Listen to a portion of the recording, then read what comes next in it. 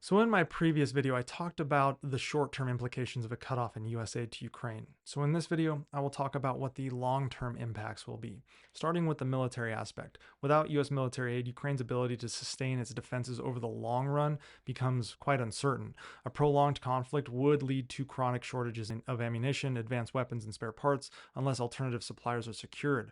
Over time, Ukraine may be forced to downsize or restructure its military operations based on the equipment it can maintain domestically. High-tech Western systems like HIMARS, tanks, and air defenses could become inoperable due to a lack of spare parts and munitions, degrading Ukraine's battlefield capabilities and forcing it to rely more on asymmetric tactics like drones and sabotage. If US aid permanently ceases and no major alternative backer emerges, Ukraine is likely to lose the war. Not in an immediate collapse, but through a gradual erosion of its defenses in a prolonged war of attrition against Russia's larger manpower and industrial base.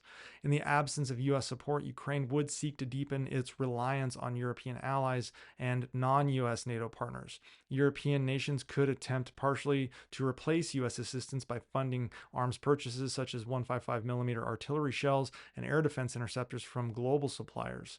Over time, Europe would need to ramp up its own defense production, potentially creating a joint weapons manufacturing project and expanding ammunition factories to support both Ukraine and their own domestic military needs. European countries could also adapt by expanding intelligence sharing, training missions, and security guarantees for Ukraine, even without granting them full membership to NATO. Countries like the UK, Poland, and Baltic states would likely take the lead in a long-term commitment to arming and training Ukraine. Beyond Europe, Ukraine may pursue deeper defensive ties with countries like Turkey for drones and such, or with South Korea for modern weapons production. However, losing the US is going to create a fragmented network of smaller backers, and it would create coordination challenges and inefficiencies, making sustained aid more complex and difficult to manage.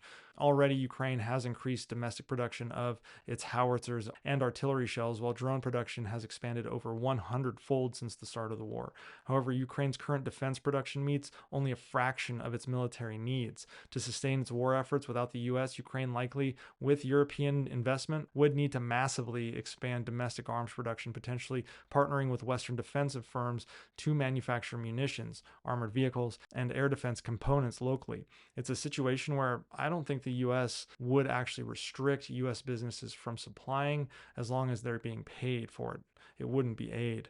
Over the next decade, Ukraine could emerge as a leading arms producer, though, using its wartime experience and skilled workforce to reduce reliance on external imports. A more self-sufficient Ukrainian defense industry would not only sustain its own military, but could enable arms exports, boosting the economy and strengthening global security ties. Economically, without US financial aid, Ukraine's economic sustainability would be difficult, but not impossible. In the short term, Kyiv would likely take on more debt and run high deficits, creating long-term debt burdens that could slow economic growth. However, Ukraine's best chance for economic stability lies with deep integration with Europe.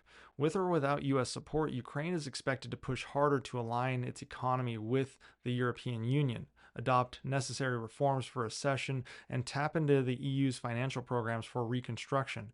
Full EU membership, which Ukraine actively seeks, would unlock significant development funds and attract European investment. To replace lost US support, Ukraine would turn to multilateral financial institutions like the IMF, World Bank, and the European Bank for Reconstruction and Development, as well as wealthy allies like Japan, Canada, and even the Gulf states. However, the nature of aid may shift from grants to more repayable loans, further increasing Ukraine's debt load. Ukraine's trade will continue decoupling from Russia and deepening ties with EU markets, while also seeking new free trade agreements with partners like the United Kingdom and even Turkey. Additionally, without US economic aid, Ukraine may look to American private investors in sectors like agriculture and technology to attract capital. Rebuilding Ukraine will require hundreds of billions of dollars, and without US leadership, the burden would shift to Europe and international institutions. European leaders have already discussed a Marshall Plan-style rebuilding effort. However, coordination would probably be slower without US involvement. In a post-aid scenario, Ukraine's economy would realign towards those who provide consistent support. While Europe remains the primary focus, Ukraine may also expand to non-Western countries, such as Gulf states, like I mentioned before. These are Saudi Arabia, the United Arab Emirates, Qatar. All have shown interest in humanitarian aid and agricultural investment, potentially stepping in as new investors. In the long term, Ukraine could emerge as a competitive European economy, leveraging its skilled workforce, especially in IT and engineering, as well as its rich natural resources. However, this heavily depends on security and stable alliances. If Ukraine successfully joins the European Economic Community and secures alternative funding, it could recover and grow over the next decade. But if these efforts fail because Russia succeeds, Ukraine risks economic stagnation, prolonged debt dependence, and limited capital for rebuilding, if not the elimination of their existence entirely. From a long term geopolitical standpoint, NATO membership for Ukraine is not likely.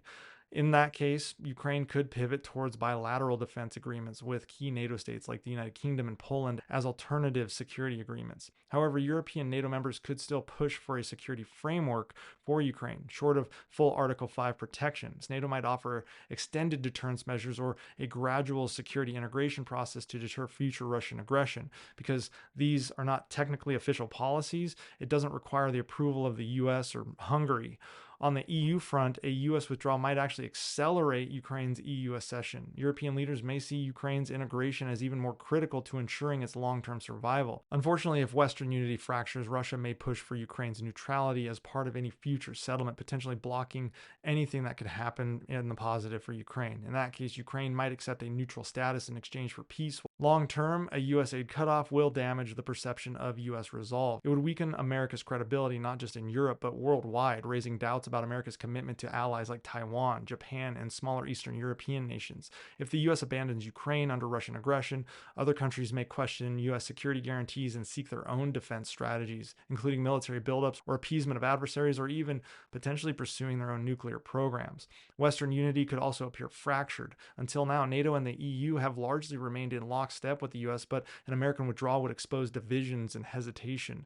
That could embolden authoritarian powers, and if Russia succeeds, it could encourage China to take bolder action towards Taiwan. Beijing has been closely watching the West's response to Ukraine as a test for potential future conflicts. If the US cuts off aid and Ukraine weakens, Russia's long-term ambitions would expand. A Russian victory in Ukraine, whether total or partial, would embolden the Kremlin to exert influence over other former Soviet states. Moldova, which already faces Russian pressure in Transnistria, could become Moscow's next target, as well as the Baltic states. Western leaders believe that a Russian victory in Ukraine raises the risk of further aggression, which would potentially draw NATO into a future war, which is the very scenario that the West had hoped to avoid. Russia would also work to normalize its economy and relations with non-Western countries and possibly even the United States, while claiming the West's commitment to Ukraine was temporary and weak. Moscow and Beijing could push for a new European security agreement that legitimizes Russia's control over parts of Ukraine, rewriting the post-Cold War security rules in Europe. Countries in the global south, like India, the Middle East, Africa, might view the US as an unreliable partner, prompting them to hedge their bets between the West, China, and Russia, and pivot away from the United States defensively and economically. So to cut off US aid to Ukraine is to hand Vladimir Putin exactly what he wants: a path to conquest, unchecked aggression, and the destruction of a sovereign nation fighting for its survival. It also emboldens China. This is not just about the future of Ukraine, it's about the future of Europe, the credibility of Western allies, and the message we send to dictators everywhere. If the US turns its back now, Russia will not stop at Ukraine's borders. A weakened and divided West emboldens Putin, giving him the green light to threaten NATO, destabilize global security, and rewrite international borders by force, something that China is paying attention to. This is a war of survival, not just for Ukraine, but for the principles of democracy and sovereignty worldwide. The cost of inaction is far greater than the cost of support. And if America falters, history will remember who stood for freedom and who surrendered to tyranny.